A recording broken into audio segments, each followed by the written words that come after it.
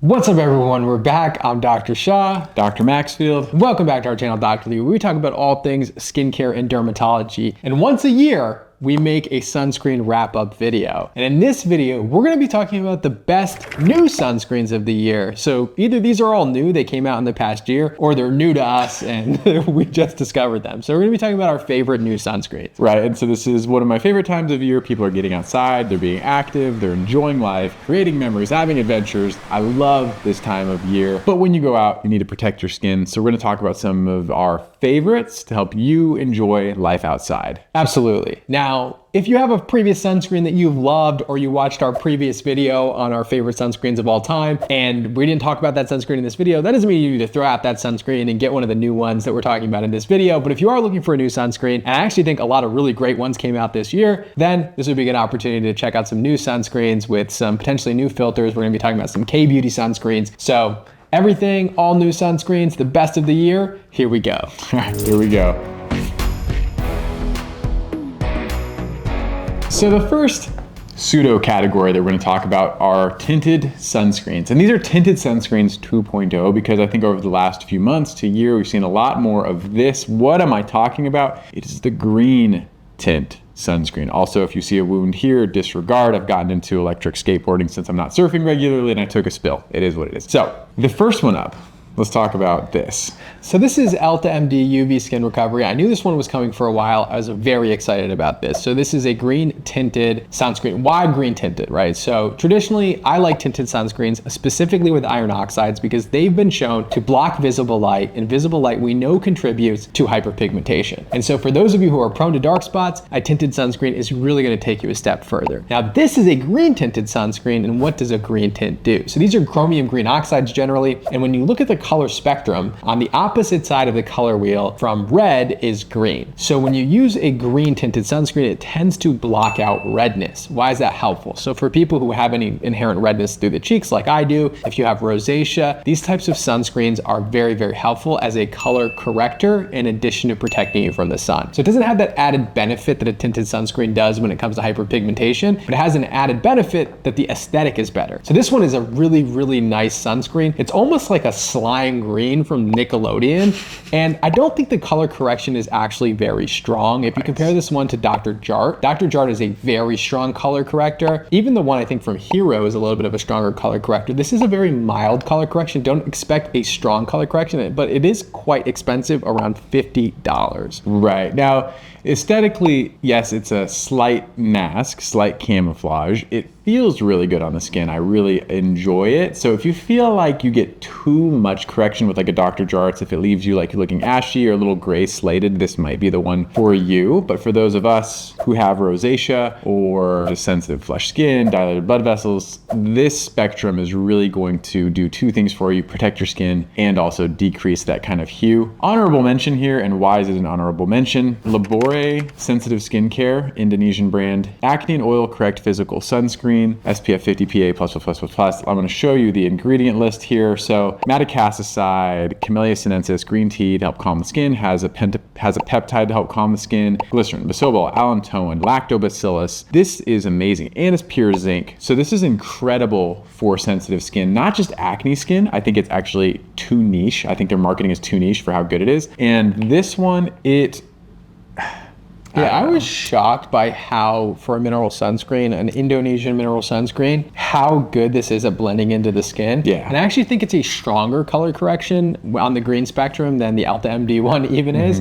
So I think it's gonna give you better color correction when it comes to redness. That being said, this is a phenomenal sunscreen. I just don't know that it's widely available. I believe it's 185,000 Indonesian dollars, which comes to about 11 US. So a lot more affordable if you can find it. So if you're looking for a new sunscreen, especially if you're on that side of the world, this one is a really good one to try. Yeah, one of my favorites I've ever tried from a mineral standpoint. So new in green color correction, I'm a huge fan of this. And I think if you're prone to redness, you're really gonna love this new wave of sunscreens that's coming out. Yeah, so the next best of the year for me, I'll go with the Eucerin Radiant Tone something. sun protection, something of that. So I've actually talked about this product a lot. Eucerin is, I said this and maybe the end of last year, the best of, but I think Eucerin is extremely underrated, like severely underrated. In each category that they have products, they're continually improving and actually bringing real innovation. So thiamidol is an ingredient. I have my handy dandy laptop here. Thiamidol is an ingredient I bookmarked, I think 3 or 4 years ago as I was just researching ingredients. It's also called isobutylamido thiazolil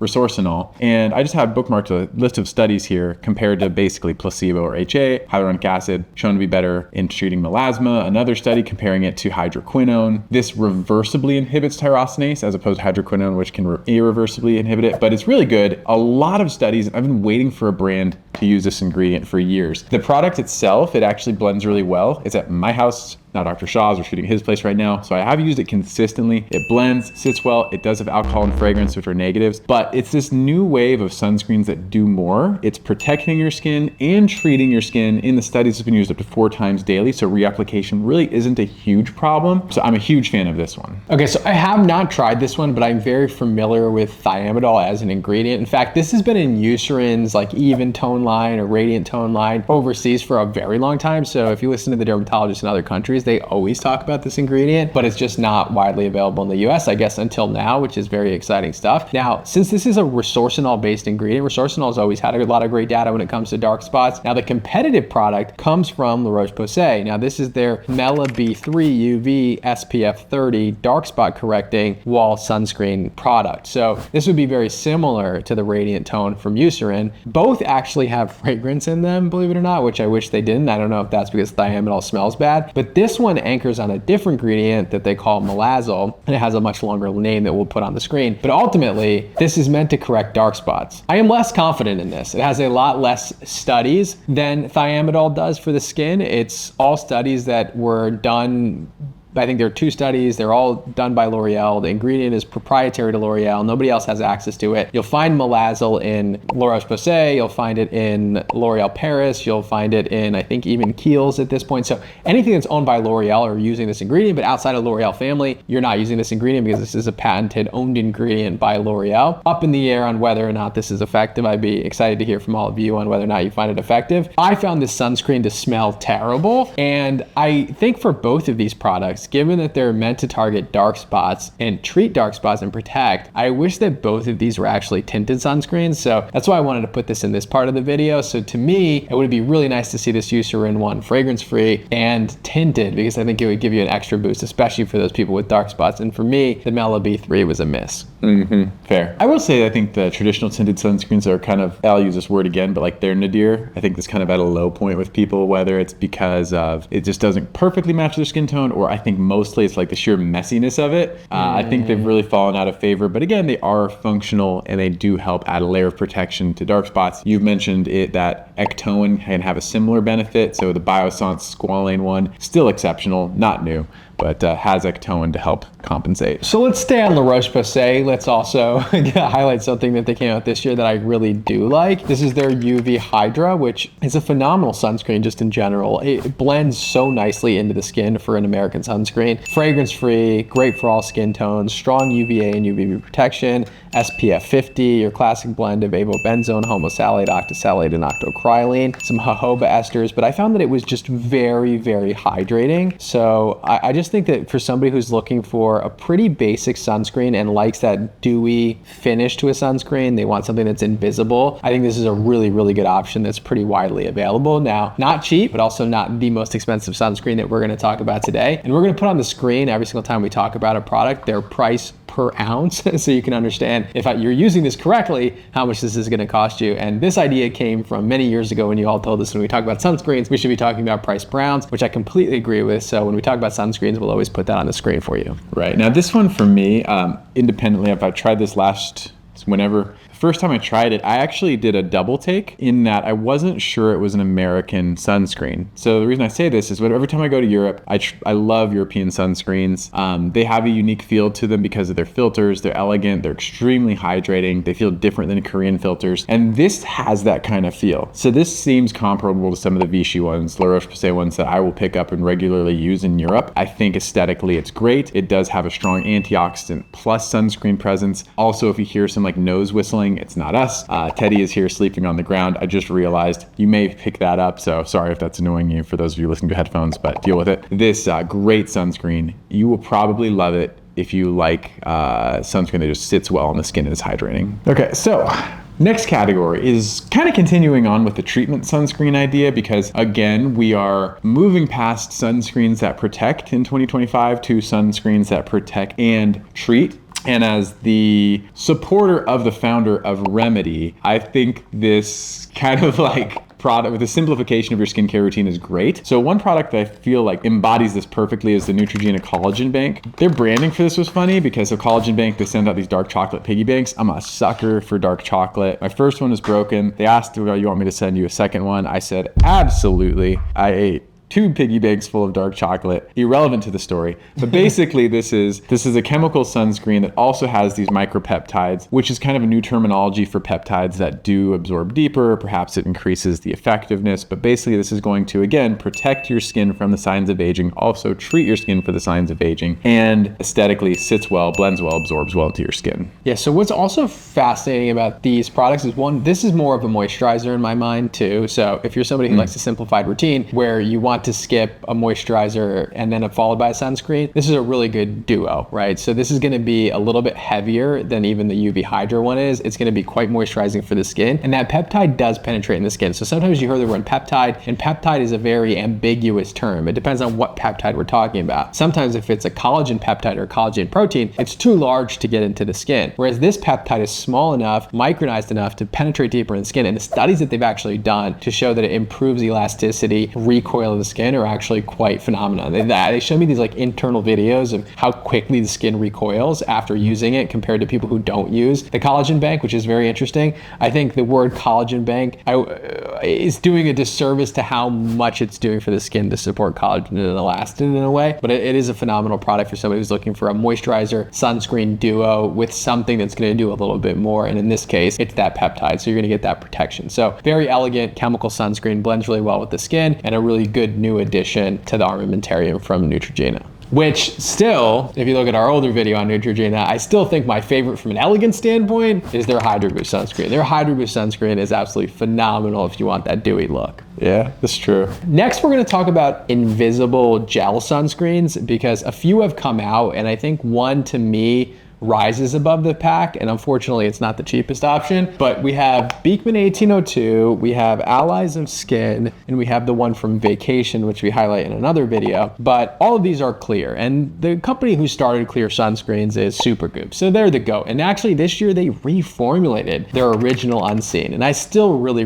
like it. So I think if you're somebody who uses Unseen, you're still going to love that product. It's still phenomenal, but now you have you have more options. Let's just put it that way. So Allies of Skin, Vacation, the one that I like the most is the one from Beekman 1802. This is $40 for 1.7 ounces, so pretty comparable to what Supergoop's Unseen sunscreen is, but it's a little bit lighter weight. It just blends a little bit better with the skin. They call it solar milk. I don't think it's milky at all. There's a weird word to use because could be their goat milk, I guess, that's in it. I mean, I guess that's it, but it instills the idea of an opaque kind of visibility, like a cream, and it's not. It's clear, right? Just like the rest. The thing I like about this is it feels lighter. So for me, like Supergoop, Trader Joe's, the Vacation, all of them kind of have the same thick, kind of like greasy, almost like it's borderline ointment in a sense, but this one just layers a little bit lighter and feels lighter when you're applying it. So I think if you've ever felt like they're a little too heavy or they leave you a little too dewy, this might be an option for you. I love the aesthetic of it. Yeah, I mean, all of them are invisible. All of them are going to blend well with your skin. It comes down to very minor nuances between them, and they're all pretty close, to be honest. Now you have the one from Vacation, which actually is also a very nice one. It's actually the most affordable option. It's $26 for 1.7 ounces. Now the clear sunscreens are usually more expensive to formulate, so it is nice to get one at this price point. It's a little bit less expensive, and I think there are even some ones that are cheaper, like the one from Trader Joe's. Again, this one is a beautiful sunscreen. Now, for whatever reason, and I don't know if I'm just, I don't know why lie, I didn't enjoy this one from Allies of Skin. I don't know why it's different than the other ones that I've tried, but I used this when I was on vacation in Cabo, and I felt like it just sat on my skin all day, and anytime my daughter rubbed against my skin, it would just like smear against her face. So I don't know what the deal was. I don't know if it was because it was hot outside, but I just didn't enjoy the experience of it just sitting on my, it just never ended up absorbing throughout hours of it being on my skin. So to me, I just didn't enjoy that one.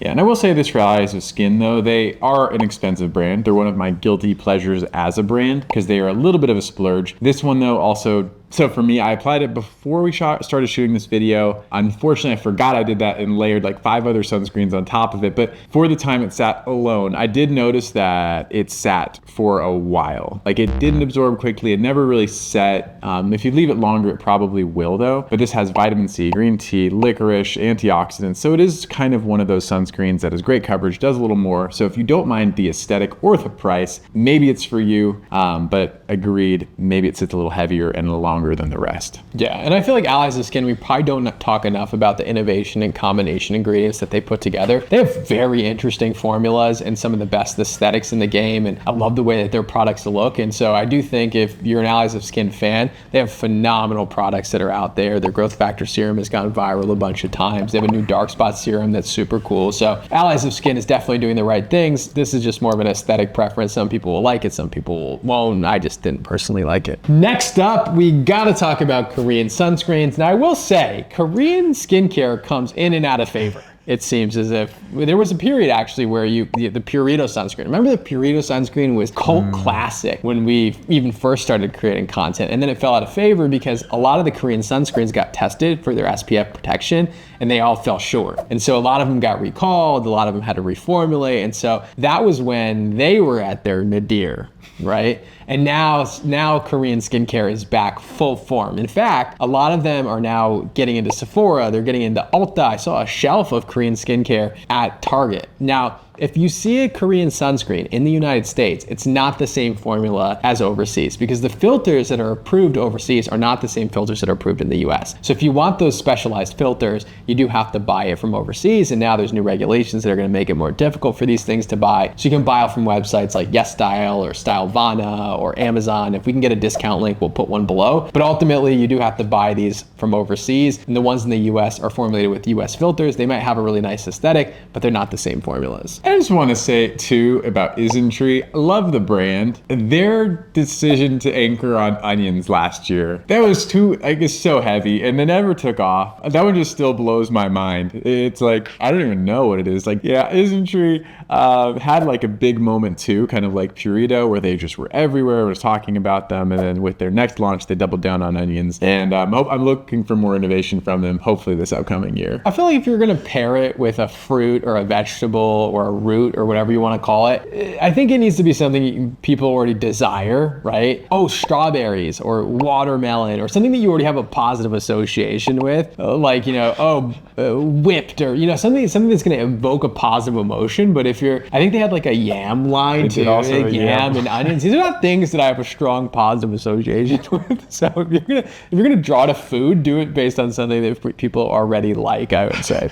All right, so the two that I really liked this year, and one I think really outstood the rest to me. So I try a lot of products, and sometimes I put something on my skin where I double take, like Dr. Maxfield said, where I look at it and I go, what the heck is this? And that's what happened with this Haru Haru Wonder. This isn't one that a lot of people talk about. This is their Black Rice Moisture Airlift, a fragrance-free sunscreen, SPF 50, PA++. It's got a combination of Uvenol and Tenosor, which are filters that are approved overseas. Just such a beautiful, velvety, dewy finish. I used it a lot when I was on vacation, and I just absolutely loved this. I mean, it was just an enjoyable experience to apply sunscreen with this product. So I just really like this one. Similarly, I actually tried this one for the first time today, and absolutely love it. It is one of those, it just sits so nicely. You know what it is about this one, actually? So if you've tried a lot of Korean sunscreens, yeah, some of them just feel borderline too light. And actually the next one probably falls into that category, where if you're wanting something to hug the skin a little more, grip the skin a little more, where it's like a tangible, appreciable layer of hydration that like hugs your skin, this is that. It's like just thick enough, obviously it blends, but it's like just thick enough where you like feel the comfort, you can like sense the protection, and it leaves your skin just really looking and feeling rich. So yes, really left an impression on me as well, even if that impression was today. Right. Now, if you like a gel sunscreen or gel moisturizer, like a gel cream, but you don't like wearing sunscreen, I don't think you'll like this product. That's a weird way to describe it, but I love moisturizers and I tend to hate sunscreens if I'm being honest. And this, to me, was just a nice moisturizing experience. The next one is the Madagascar Centella from Skin 1004. This went viral on TikTok. This is their Hyaluronic. Now, Hyaluronic Centella, I'm a huge fan of just in general. And this one is just like Dr. Maxwell said, it's more of that watery texture. So similar to, you know, the Biore one or some of the other ones that have gone viral in the past, even similar to the Purito one. It's more of that watery water gel formulation, which is really nice if you're somebody with oily skin. To me, I like something a little bit more hydrating, but it's just such a beautiful, perfect blend. Again, Uvinol, Tenosorb combination just blends so well into the skin. Yeah, exactly. So for oily skin, or if he said like you're someone who really dislikes the feeling of sunscreen on your skin, this is the opposite of that. It won't feel like you've layered sunscreen on your skin. Blends, sits great, amazing. Now I will say one more thing. So when it comes to Korean sunscreens, it's nearly impossible when it comes to elegance for US brands to compete. Now there are very elegant sunscreen brands, like La Roche-Posay's UV Hydra, for example. It's almost so good it almost feels Korean to some extent, but it's very hard when it comes to elegance. But I will say where the Korean sunscreens fall short, in my opinion, and maybe you all can give me some recommendations here, sunscreens you'd try. When it comes to water resistance, when you're actually out like at the beach or you're at the pool, they don't do a great job at all. No, they don't. So they're some of the worst when it comes to that. Yeah, because the water resistant, we've been through this before. We went through this last year with you all. The water resistant ones from Korea are just the simple addition of of American filters. Oftentimes it's mineral, and those ones are of course Casti or other American filters, and it kind of takes away from the whole experience. It's like a tangible change. It changes the whole formulation. So maybe one day we will get the ideal, perfect Korean waterproof sunscreen. I'll be surfing in it, I'll be running in it, boarding in it, whatever I'm doing at that moment. And that's the dream. So that's so far our favorite sunscreens this year. Protect your skin when you're out in the sun. It's very, very important. You can watch some of our previous videos on our favorite sunscreens. Those are all still relevant today. Look for SPF 30, look for broad spectrum. If you're out in the water, look for that water resistance up to 80 minutes. Just wear sunscreen. We'll put some links below. Thank you all so much for tuning in. Leave a comment with your favorite sunscreens this year. What else do you want us to try? I've been on a sunscreen kick. I took like 12 sunscreens with me when I was on vacation. I've also been trying a lot of sunscreens for my daughter, so I have some recommendations there when it comes to kids sunscreen. Blue Lizard, actually not a bad brand when it comes to kids sunscreen. So we'll talk a little bit more about that in a future video. Please like, comment, and subscribe, and we'll see you in the next video. Live life, have an adventure, protect your skin, TM. We'll see you next time. See you next time.